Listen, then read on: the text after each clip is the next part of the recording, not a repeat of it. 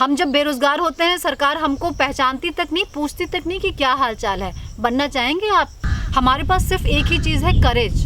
हम मेहनती लोग हैं, हम किसी के भरोसे पर नहीं, हम किसी दूसरे के कंधे, सरकार के कंधे पर नहीं चलते, हम अपने पैर पर चलते हैं।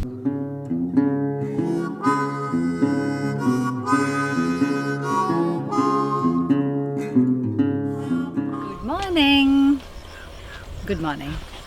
ओवर एक्टिंग आज नहीं होगा क्योंकि आज हम बहुत सटल मूड में हैं और बातचीत करने के मूड में हैं।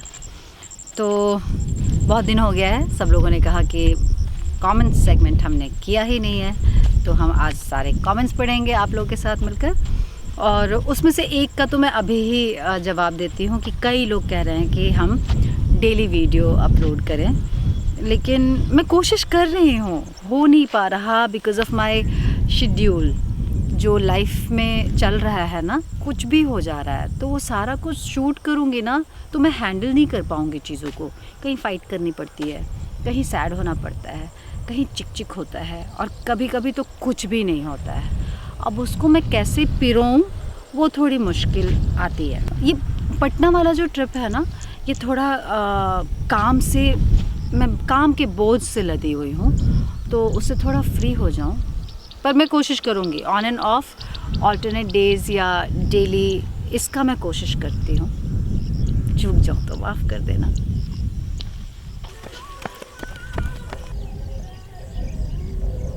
यहीं आ जाओ, यहीं पे बातचीत करेंगे। कमेंट सेगमेंट यहाँ होगा। ये मेरा फेवरेट अड्डा है, मतलब हो गया है, अभी बना नहीं है। जॉग करके आई हूँ, पसीना, थकान, ये सब दिखेगा।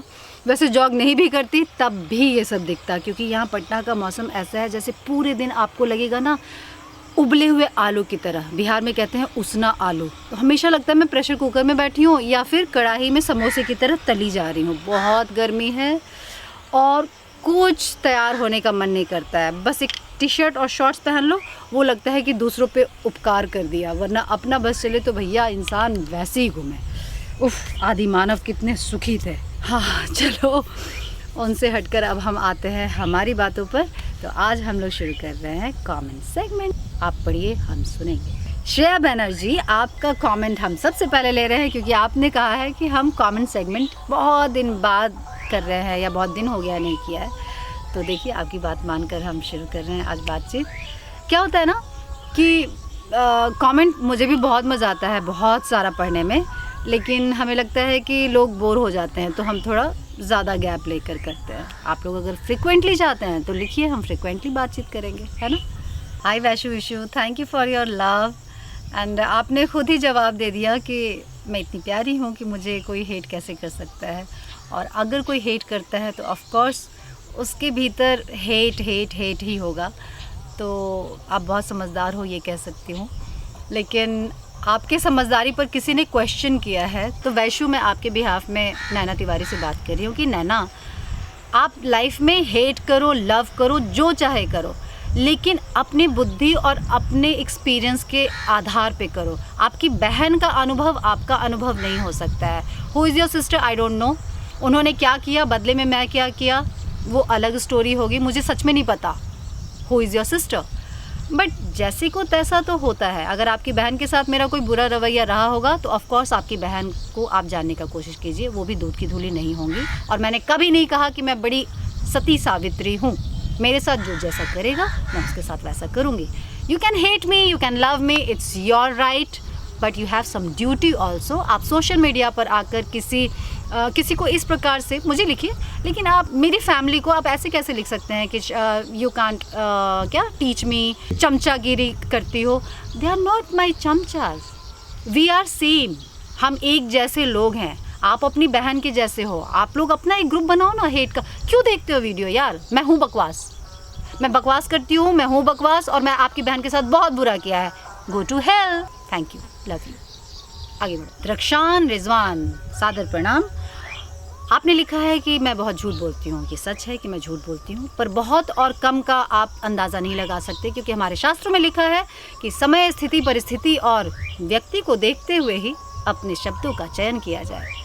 तो जहाँ आवश्यकता पड़ती है मैं झूठ का सहारा लेती हूँ, क्योंकि हमने ही इसका इजाद किया है और बहुत कारगर भी रहा है। धन्यवाद। आगे बढ़िए। हाय दीपा गुप्ता, आपने पूछा है कि हमारे वीडियो में इतनी वैरायटी है लेकिन लाइक्स इतने कम क्यों आते हैं, और आप हमारे फ़ैन से पूछ रहे हैं। पर फिर मैं उनके बिहाफ में ही आपको बताती हूँ कि मुझे ऐसा लगता है कि हमारा वीडियो बहुत रियल है और लोगों को फेक देखने की आदत हो चुकी है, तो इस वजह से शायद उनको पसंद नहीं आता है। क्योंकि अपने लाइफ में इतने जन्मदिन, इतनी पार्टियां नहीं हैं और मैं कुछ भी क्रिएट नहीं करती। मैं जो हो रहा होता है वो दिखाती हूँ, और फैक्ट ये है कि सबकी लाइफ में ऐसी ही चीज़ें चल रही हैं, तो उनको लगता है कि कुछ ख़ास, कुछ बवाल देखने को मिल जाए। तो मैं बताना चाहती हूँ कि हमारी लाइफ में बवाल हो नहीं रहा होता है, वो हम लाइक्स के लिए और व्यूज़ के लिए क्रिएट करते रहते हैं, जो कि मैं उस चीज़ को सपोर्ट नहीं करती। मुझे लगता है मैं फेक नहीं दिखाऊंगी, जो हो रहा है मैं दिखाऊंगी, जो है मैं दिखाऊंगी। तो शायद इसलिए लोगों को पसंद नहीं आता। आएगा धीरे धीरे, हमारे जैसे लोग, आपके जैसे लोग जुड़ते जाएंगे और धीरे धीरे बढ़ता जाएगा। वेरी ट्रू अजिता, बिल्कुल सही लिखा है और मैं पूरी तरीके से एग्री करती हूँ। पॉपुलेशन कंट्रोल तो ज़रूरत है, लेकिन उससे भी कहीं अधिक रिस्पॉन्सिबल पॉपुलेशन की ज़रूरत है। और रिस्पॉन्सिबल पॉपुलेशन कैसे होगा? जब रिस्पॉन्सिबल पेरेंट्स होंगे। अब कोई एलिजिबिलिटी ही नहीं है बच्चा पैदा करने की। हम खुद बच्चे हैं लेकिन बच्चा पैदा कर रहे हैं। हमको खुद शिक्षा नहीं है लेकिन हम अपने बच्चों को शिक्षा देने की कोशिश कर रहे हैं। कहाँ से होगा? और रही बात इन एस्पिरेंट्स की, तो मैं इनको एस्पिरेंट्स मानती ही नहीं हूँ, क्योंकि आप देखिए ना, इतने रिस्पॉन्सिबल पदों के लिए वो परीक्षा दे रहे हैं, अधिकार मांग रहे हैं, और इतना इररिस्पॉन्सिबल बिहेवियर है उनका। वो अपने ही धन की क्षति कर रहे हैं। ये तो इससे ज़्यादा दुख की बात क्या होगी? इसको दुख ही मैं बोलूँगी। एक विरोध का भी तरीका होता है। आप जैसे परीक्षा में कुछ तरीके को फॉलो करते हो, जीवन को जीने का एक शैली होता है, वैसे ही विरोध को भी प्रकट करने का शैली है। अग्री डिसअग्री ये तो हम करते रहेंगे, लेकिन उसको हम कैसे प्रदर्शित करते हैं, उसको कैसे हम एक्शन में लाते हैं, वो सही तस्वीर दिखाता है एक व्यक्ति का। ये लोग मुझे कहीं से भी उस रिस्पॉन्सिबल पद के अधिकारी नहीं लगे, किसी को भी नहीं लगेंगे। और मुझे दुख है इस बात का कि हमारे जैसे टैक्स पेयर का पैसा, जो कि हम सबके हित में इस्तेमाल होता है, उसका इन लोगों ने इतना विनाश किया। दिया कुछ नहीं इस समाज को, लेकिन लेने में सबसे आगे रहे। पद इनको चाहिए, बर्बादी हमारी कर रहे हैं। ये गलत है यार। सोचो कितने लोगों के उसमें जो ट्रेन जली हैं उसमें पार्सल, कितने लोगों के कितने इम्पॉर्टेंट पेपर्स होंगे। इन्होंने कुछ नहीं सोचा, सिर्फ अपने बारे में सोचा। आप समाज को सर्व करने के लिए सरकारी पद पे जा रहे हैं, लेकिन विरोध करते समय समाज के बारे में कुछ नहीं सोच रहे हैं। मुझे लगता है कि ऐसे विरोधी विरोध करते रह गए, और जो रियल एस्पिरेंट थे वो तब भी अपनी किताबों के साथ लगकर पढ़ाई कर रहे थे, और उनका फोकस वहीं था जहां होना चाहिए, और वो निकाल भी लेंगे। विरोधी विरोध करते रह जाएंगे, और जो निकालने वाले हैं ना, जो अपने अधिकार को पाना चाहते हैं, वो पा लेंगे, क्योंकि उनका तरीका सही है। तो तरीका को बदलो, फिर देखो क्या होता है इस दुनिया में। रिस्पॉन्सिबल पॉपुलेशन के लिए हम सबको अपनी अपनी रिस्पॉन्सिबिलिटी समझना बहुत ज़रूरी है। हर व्यक्ति अपने राइट की बात करता है, बट ड्यूटी की कोई बात नहीं करता। हमारे आप कमेंट में भी जाइए, कई लोग ऐसे आपको मिलेंगे, जिसमें से एक नैना तिवारी भी हैं, जो राइट की बात कर रही हैं पर ड्यूटी की बात नहीं कर रहे हैं। थैंक यू अजीता, आपका जो कमेंट है वो सच में बहुत प्रीशियस है। मुझे अच्छा लगा कि आपने बात की है, और भी लोग इसमें बातचीत कर सकते हैं। मुझे लगता है हम ही लोग तो बातचीत करेंगे तो धीरे धीरे आगे बढ़ेगा। ज़रूरी नहीं है कि हर चीज़ का हैशटैग बनाया जाए। बातचीत करने से भी बातें आगे बढ़ती हैं। बदलाव आएगा नहीं, बदलाव लाना पड़ेगा हमें। अमृता पांडे, क्या लिखा है आपने। आपका कमेंट मैं कहूँगी कि मैं सारा रीड नहीं करूँगी। आप लोग अगर सुन रहे हैं तो ज़रूर अमृता पांडे के थॉट को पढ़िए, बहुत बढ़िया लिखा है। और अगर ऐसी सोच और ऐसी क्लियरिटी 10 लोगों में भी आ जाए ना, 100 में से 10 लोगों को, तो भी बहुत कुछ स्थिति संभल जाए। एक एक बात आपने बहुत सटीक लिखा है। मुझे नहीं पता है आपकी उम्र क्या है, लेकिन आपकी जो समझदारी है वो कमाल की है, और आप जैसे लोग ही डिज़र्व करते हैं गवर्नमेंट जॉब पे जाना। And I wish and I hope कि आप कुछ अच्छे पोजीशन पे आए, ताकि हम लोगों को आगे समझ में आए कि कैसे लोग आगे बढ़ते हैं। ये आगजनी और ये सब क्राइम करके आगे नहीं बढ़ा जा सकता। आई एम हैप्पी दैट हमारी दुनिया में आप जैसे लोग भी हैं। थैंक यू आलिया आपके अप्रिसिएशन के लिए। और मेरे किताब प्रेम को आप अप्रिशिएट कर रही हैं तो मैं जानती हूँ कि आप भी बहुत बड़ी किताब प्रेमी होंगी। और हिंदी भाषा को लेकर आपने लिखा है, मेरे प्रेम आपको दिख रहा होगा हिंदी के प्रति। तो ऑफ़ कोर्स हिंदी हमारी मातृभाषा है तो उसके प्रति प्रेम तो है ही। और बहुत सारी लैंग्वेज है, बंगाली है, तेलुगु है, मराठी है, हर भाषा में अपनी अपनी खूबसूरती है। लेकिन जो मातृभाषा हिंदी है उसकी एक अलग मिठास है, एक अलग ध्वनि है। मुझे लगता है कि मैं बहुत ज़्यादा जुड़ाव महसूस करती हूँ। और हर स्टेट अपने अपने रीजनल लैंग्वेज से बहुत जुड़ा रहता है और जुड़ना भी चाहिए और पढ़ना भी चाहिए। तो थैंक यू इस चीज़ को अप्रिशिएट करने के लिए। हे लीज़ा, आई डोंट नो आपका नाम मैं सही प्रोनाउंस कर रही हूँ या नहीं। आपने बिल्कुल सही लिखा है कि अनएम्प्लॉयमेंट स्टेट वाइज वेरी करती हैं, क्योंकि देखिए ना, पॉपुलेशन भी वेरी करता है स्टेट वाइज और अपॉर्चुनिटीज़ भी वेरी करती है। इसलिए मुझे लगता है कि आप सही कह रहे हो। और कॉन्ग्रेचुलेशंस कि आप गवर्नमेंट जॉब छोड़कर प्राइवेट जॉब कर रहे हो और 200 टाइम्स ज़्यादा आपको सैलरी मिल रही है। ये आपने यहाँ लिखा है इस प्लेटफॉर्म पे आकर। तो मुझे लगता है कई ऐसे लोग जो होड़ में हैं सरकारी नौकरी के, वो आपसे इंस्पायर्ड हो सकेंगे कि भैया इतना भी बुरा नहीं होता प्राइवेट जॉब। आईटी सेक्टर में आप काम कर रहे हो और खुश हो। सो अच्छा है। इस बवाल जो बवाल चल रहा है गवर्नमेंट जॉब का, उसमें शायद आप जैसे लोग आगे बढ़कर एक्सपीरियंस शेयर करें और लोग प्राइवेट जॉब की तरफ खींचे। थैंक यू सो मच लिसा। मालिनी राव, आपने एकदम सटीक और परफेक्ट लिखा है। एक तो पेरेंट्स का प्रेशर मुझे आज तक समझ में नहीं आता है। उनके प्रेशर में अगर सरकारी नौकरी की तैयारी है तो वो तो वैसे ही निकलने वाला नहीं, क्योंकि प्रेशर में कहाँ कुछ कर पाते हैं। दुनिया इतनी तेज़ी से बढ़ रहा है और इतना अपडेटेड रहने की ज़रूरत है। हर फ़ोन को हमें महीने महीने अपडेट करना पड़ता है, पर हम नहीं अपडेट होते। तो अगर हम अपडेट रहें तो वेटिंग पीरियड चला जाएगा। हम सरकारी नौकरी के लिए इतना इंतज़ार करते हैं और इसमें इतना क्रीम टाइम हमारा निकल जाता है, दुनिया आगे बढ़ जाती है। तो मैं तो कन्विंस्ड हूँ कि जिस सेक्टर में भी आपको नौकरी मिलती है, भले ही नीचे से मिले, नीचे से ही तो इंसान ऊपर बढ़ता है। अगर ऊपर की नौकरी मिल गई वेल एंड गुड, लेकिन अगर यहाँ मिल गई तो दुखी थोड़ी होनी है। यहाँ से हम वहीं तो जाने की तैयारी कर रहे हैं। यात्रा है, जर्नी है। बोलना सबको लगेगा कि बड़ा आसान है लेकिन करना मुश्किल है, तो भैया बोलो मत, करो, करके देखो। हमारी भी जर्नी कोई आसान नहीं रही है। 500 रुपये से शुरू किया था, आज लाखों में पर डे लेती हूँ। तो यही है journey. Thank you so much. आप जिस तरीके से आप लोग लिख रहे हैं, मुझे लगता है जो स्टूडेंट्स हैं उनको बहुत ज़्यादा गाइडेंस मिलने वाला है। पेरेंट्स जितना एनकरेज करते हैं वो एनकरेजमेंट नहीं होता, वो डिस्करेजमेंट मुझे लगता है कई बारी। तो ऐसी संगति बहुत ज़रूरी है, ऐसा ग्रुप बहुत ज़रूरी है जो एक इस तरह का बात करे, जहाँ पे लोगों को गाइडेंस मिले, हेल्प मिले। तो लिखते रहिए आप लोग ऐसे, अच्छा लगता है पढ़ करके भी और ये सोच करके भी कि कई लोगों को इससे हेल्प मिल रहा होगा, मोटिवेटेड फील कर रहे होंगे। Thank you Rao.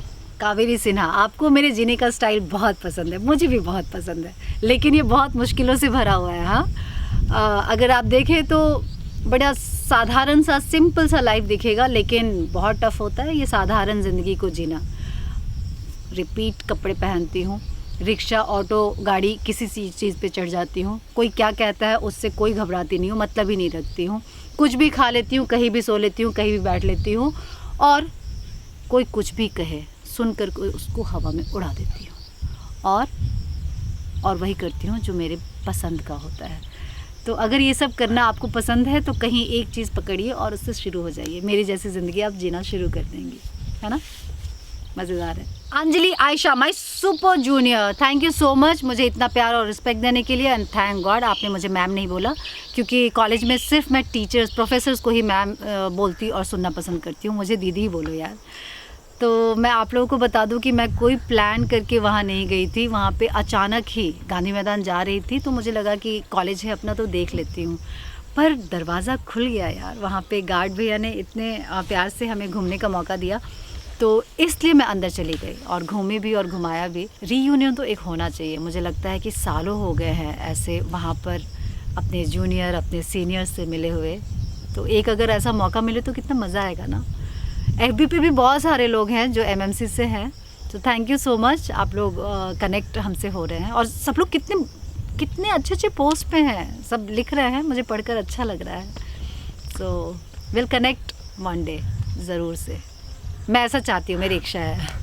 पूनम राठौर, है ना, ऐसा होता है, कॉलेज डे ऐसे ही याद आती हैं और हम खो जाते हैं, इमोशनल तो हो ही जाते हैं, क्योंकि उस वक्त हम भी तो कुछ और होते हैं, कॉलेज भी कुछ और होता है। पर ये आपने सही पकड़ा है कि बरगद का वो जो पेड़ है वो आज भी वैसे ही खड़ा है और उसको खड़ा रहने दिया गया है। सिर्फ स्टूडेंट्स को ही मतलब पढ़ाकर तराशा नहीं जाता, उन पेड़ों को भी मौका दिया जाता है फलने और फूलने का। ये विद्यालय या ये कॉलेज एक इनडायरेक्टली शिक्षा दे रहा है। मुझे भी अच्छा लगा ये देख करके कि उसका रास्ता बदल दिया गया है, लेकिन उसको वहीं जगह दिया गया है। ये शशि मैम का ही आइडिया होगा एक्चुअली। बहुत बहुत ज़्यादा उनको प्रेम था अपने कैंपस से, अपने स्टूडेंट्स से, और शायद यही कारण है कि हम सबको भी उनसे बहुत प्यार था। और बरगद के पेड़ से कौन प्यार नहीं करेगा यार, दिन और रात वो सिर्फ हमें देता ही तो देता है। ये भी देखो ना, इसकी भी यहाँ पूजा होती है बाय द वे। लोग कहते हैं कि अंधविश्वास है, पेड़ों की क्या पूजा करनी है। अरे इन्हीं की तो पूजा करनी है, हवा की पूजा करनी है, पेड़ की पूजा करनी है, सूरज की पूजा करनी है, धरती की पूजा करनी है, जल की पूजा करनी है। तो जो लोग इसको अंधविश्वास कहते हैं उनको ये बता दूं कि भैया थोड़ा पढ़ाई करनी चाहिए और थोड़ा समझ लेना चाहिए कि क्यों हम इन पांचों तत्व की पूजा करते हैं, क्योंकि हम इसी से तो बने हैं और इसी से तो हम चलते हैं। वाह वाह वाह, क्या बात कह दी है।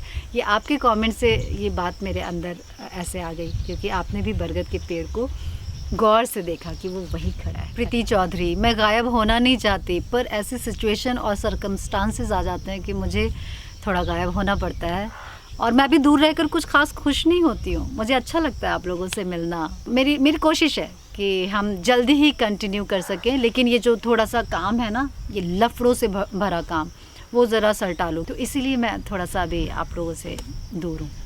जल्दी ही मिलेंगे रोज़। Nirja, roll number 14, present ma'am. And I hate you ma'am. और वही मैम आपको आज सालों बाद याद रखी हुई हैं, आपके सपनों के साथ। ये पढ़कर मेरी आंखें भर आई थी। मैं ये 2-4 बार पढ़ चुकी हूँ ये स्टोरी। मुझे लग रहा है जैसे कि ये कहानी पढ़ रही हूँ, और ऐसा होता है, हमारे साथ भी होता है यार। मैं भी ऐसा देखती हूँ कि जो लोग इतने स्ट्रिक्ट होते हैं, हमें पसंद नहीं आते, वही बाद में समझ में आता है कि ये हमारी प्रगति के लिए कितना सोचते थे, कि आज सालों बाद भी हमें याद रखते हैं। कितना जहन में आप रही होंगी ना मैम के, तभी तो आज वो आपको याद रख पाई हैं कि आप निर्जा हो, आपका सपना क्या था। And I am happy that आप जो सपना देखी थी वो पूरा कर चुकी हैं और आप डिज़ाइनर हैं। थैंक यू सो मच हमसे ये एक्सपीरियंस शेयर करने के लिए। कई बार क्या होता है कि हम छोटी सी कुछ बात शेयर करते हैं और वो आपकी लाइफ में कुछ हिलाता है, और फिर आप लंबी बात शेयर करते हैं, फिर वो हमारी लाइफ में कुछ तूफ़ान लाता है। इसी तरीके के आदान प्रदान से, इसी को संगत कहते हैं ना, संगति का असर होता है। मैं भी याद कर रही हूँ ऐसे स्ट्रिक्ट लोगों को अपनी लाइफ में। Hey Anmol, I am happy, I am super happy कि आपका एग्ज़ाम अच्छा गया और आपने पूरा क्रेडिट मेरे ऑल द बेस्ट को दे दिया। Thank you. आप लोगों को बता दूं कि यही वही अनमोल हैं जो मुझे मगध महिला में मिली थी, और उनके मिलने से हम अनमोल रतन बन गए थे। ये मेरी सुपर जूनियर है और बहुत क्यूट है। खुश रहो और ऐसे ही आगे बढ़ते जाओ। और कमेंट्स बहुत सारे हैं, लेकिन मैं आज इतने को ही अटेंड कर रही हूँ क्योंकि वीडियो अगेन बहुत लंबा होता जा रहा है। एक बात मुझे करनी है, कई लोगों को मेरी लाइफ बड़ी इजी लगती है और कुछ लोग कहते हैं कि आप तो रोज़गार पे बोलेंगे ही ना, क्योंकि आपके पास तो एम्प्लॉयमेंट है, आप तो रोज़गार आपको मिल चुका है। भैया वो कौन से लोग हैं जिनको लगता है कि मेरे पास रोज़गार है? हम एक्टर्स ना हमेशा बेरोज़गार होते हैं। आपको चाहिए ये लाइफ? सरकारी नौकरी आप लोग क्यों मांगते हो, क्या हमको नहीं मालूम? रिटायरमेंट तक, जिस दिन आपने ज्वाइन किया, आप रिटायर्ड होने तक आप सेफ एंड सिक्योर्ड हो। लेकिन हम किसी शो को अगर ज्वाइन करते हैं तो साल 2 साल, उसके बाद फिर बेरोज़गार, फिर 4 साल कोई काम नहीं होता। अगर काम होता तो आप लगातार हमको टीवी पर देख सकते हैं। हमारा कोई फेडरेशन ऐसा नहीं होता कि हम किसी चीज़ का विरोध कर सके, किसी पर बात कर सके या आगजनी घटना दुर्घटना कर सके। कोई एक दूसरे के लिए खड़ा नहीं होता क्योंकि वक्त ही नहीं है। हम सब लगे हुए हैं अपने काम के लिए। कभी काम होता है, कभी नहीं होता है। आप देखिए, हम 1 साल काम करते हैं, पैसा बहुत कमाते हैं, लेकिन टैक्स पेयर हम पता है किस लिस्ट में आते हैं? हम 30% के ऊपर हम टैक्स देते हैं। देंगे आप? हम जब बेरोज़गार होते हैं, सरकार हमको पहचानती तक नहीं, पूछती तक नहीं कि क्या हाल चाल है। बनना चाहेंगे आप? आपको अपनी पूरी लाइफ अगर हम बताएं तो आप घबरा जाएंगे कि एक्टर की लाइफ ऐसी होती है। क्या लाइफ है? आपने पढ़ा है ना, कितने सारे एक्टर्स हैं जो बंद कमरे में उनकी मृत्यु हो गई, जिनके पास इलाज कराने का पैसा नहीं है, कुछ भी नहीं है हमारे पास। हमारे पास सिर्फ एक ही चीज़ है, करेज। हम मेहनती लोग हैं, हम किसी के भरोसे पर नहीं, हम किसी दूसरे के कंधे, सरकार के कंधे पर नहीं चलते, हम अपने पैर पर चलते हैं, जाते हैं, चप्पल घसीटते हैं, भूखे प्यासे रहते हैं। अगर आप मेरी पूरी लाइफ अगर सुनेंगी ना तो आपको लगेगा कि भाई इतना मेहनत करके एक्टर क्यों बनना था, कुछ नौकरी वोकरी कर लिया होता। तो फिर मैं वही कहूँगी कि मैं माँ बाप के प्रेशर में सरकारी नौकरी नहीं करना चाहती थी। मेरे भी पापा का सपना था कि मैं टीचर बनूँ, सरकारी नौकरी करूँ, मेरा सपना नहीं था। मैं भूखी प्यासी क्यों रही? क्योंकि कहती ना पापा को कि पापा पैसे नहीं है, पैसे भेज दो, तो सबसे पहले बोलते कि पैसे नहीं भेज रहा, तुम यहाँ आ जाओ, क्योंकि हमने तुमको नहीं भेजा है एक्टर बनने के लिए। इतने प्रेशर मैंने फेस किए हैं, और मैंने क्या, मेरे जैसे कई अभी भी फेस कर रहे हैं। हम लोग ना इस दुनिया में सिर्फ देते हैं, इंटरटेन करते हैं, लेकिन हमको कोई इंटरटेन नहीं करता। किसी भी टेबल पे चले जाओ, हम जब तक काम कर रहे होते हैं हमारी पहचान है, जिस दिन हम काम बंद करते हैं हमारी कोई पहचान नहीं। घर में जैसे आपके न्यूज़पेपर आता है ना, हम वही न्यूज़पेपर हैं, बंटते हैं पूरे समाज में, लेकिन एक नॉवल की तरह पढ़े नहीं जाते। पढ़े जाने वाले वही लोग होते हैं। अब नाम लेना भी बेकार ही है, नाम क्या लूँ। लेकिन शिकायत ये है कि आप लोग एक्टर्स की लाइफ को इतना आसान समझते हैं, और रोज़गार हम नहीं हैं। बड़े से बड़े एक्टर का नाम मैं ले सकती हूँ कि हर एक्टर एक टाइम पे बेरोज़गार होता है और काम मांगता है जा कर के, अपने ईगो को कहीं दूर हटा करके। तो खैर, ये गुस्सा नहीं है, ये मैं आपको हमारी परिस्थिति बता रही हूँ कि हमारे लिए कोई खड़ा नहीं होता, हमारे लिए हमारा परिवार भी खड़ा नहीं होता, हमारे लिए सरकार भी खड़ी नहीं होती, हमारे लिए कोई एक्टर एसोसिएशन भी खड़ा नहीं होता।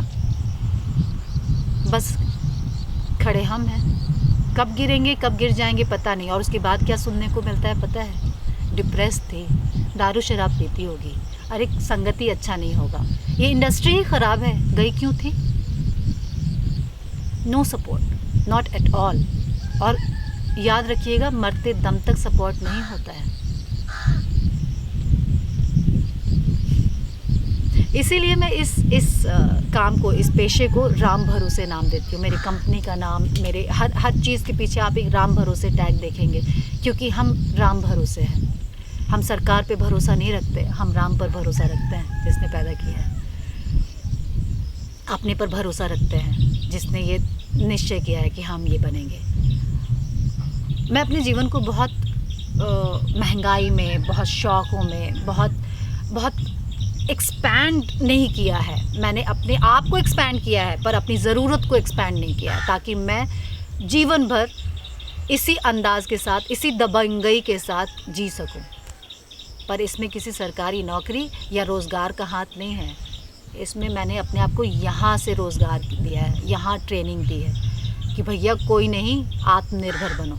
कुछ नहीं होगा, चाय बेच लेंगे यार, कुछ नहीं होगा, हमको बहुत अच्छा पोहा बनाना आता है, पोहा बेच लेंगे, एक एक्टर पोहा बेचेगी। वैसे ही इतनी कहानियाँ हैं मेरे पास, और रियल कहानियाँ हैं जो मैं इतने 10-12 साल में जो मुंबई में स्ट्रगल किया, जो मैं स्ट्रगल क्या किया, जो मैंने ज़िंदगी जी है मुंबई में, जो मैंने दिल्ली में ज़िंदगी जी है, हर रोज़ कहानी जी है, और वो सारी कहानी मैंने संजो कर रखी है। जब मैं कोई दुकान खोलूँगी ना, और आप जैसे लोग वहाँ आकर चाय की चुस्की लेंगे, तब कहानी सुनाऊँगी मैं, और तब बात करेंगे सरकारी नौकरी और हम जैसे बेरोज़गारों की बात। हम दिखते ऐश वाले हैं, 4 पहिए में घूमते हैं ना, इसलिए ऐश दिखता है, लेकिन उस 4 पहिए को पाने के लिए वो जो नंगे पैर हमने पैर घसा है, जो भूखे प्यासे मुंबई में घूमे हैं, ये किसी को नहीं पता। सक्सेस स्टोरी सब डिस्कस करते हैं, लेकिन सक्सेस पर पहुंचने की जो यात्रा रही है उसके बारे में कोई सोचता ही नहीं है। गाली दे लेते हो, स्ट्रगल तो देखो यार, कौन कहाँ से चला है। कोई माँ बाप नहीं था मेरा वहाँ पर, और माँ बाप कभी होते भी नहीं है एक एक्टर के साथ। बहुत कम ऐसे माँ बाप होते हैं जो बच्चों का सपना सच करने के लिए साथ होते हैं, और या तो कई ऐसे माँ बाप भी हैं जो बच्चों से ज़बरदस्ती काम करवा रहे हैं अपना सपना सच करने के लिए। पूरी सच्चाई अगर आपको जाननी है तो बड़ा ही मजबूत होना पड़ेगा, लेकिन इतना फुर्सत किसके पास है। ना हम सच बोलते हैं ना लोग सच सुनते हैं, और सच इसलिए नहीं बोलते क्योंकि सच सुनने की भी एक कला होती है। जज करने बैठ जाओगे ना यार, इसलिए सच नहीं कहते। जजमेंटल दिमाग हटाओ तो फिर बात करते हैं, आओ सामने। खैर, हमें ये एक यहाँ कुछ बीज मिला है जिसमें मुझे लगा कि कुछ लोग भी ऐसे ही होते हैं, जिधर से भी पकड़ो कांटा ही कांटा होता है, नफरत ही नफरत। लेकिन इस बीज में बहुत क्षमता है, कुछ तो इसकी अपनी भी खासियत होगी, तो इसको बुरा मैं क्यों समझूं। इसलिए मैं इसको खेल रही हूँ, इसको जानने की कोशिश कर रही हूँ। नफरत नहीं कर रही, कांटे हैं पर नफरत नहीं कर रही, क्योंकि ये इसका अपना स्वभाव है। तो आप लोग भी नफरत क्यों करते हो यार? बड़े इजीली आप लिख देते हो I hate her, I hate you. जानते कितना हो, कुछ तो अच्छी चीज़ होगी, उससे प्यार कर लो। मुझसे हेट करोगे तो अपने अंदर भी तो हेट ही पैदा कर रहे हो। तो चलो, बाकी आपकी फ्रीडम।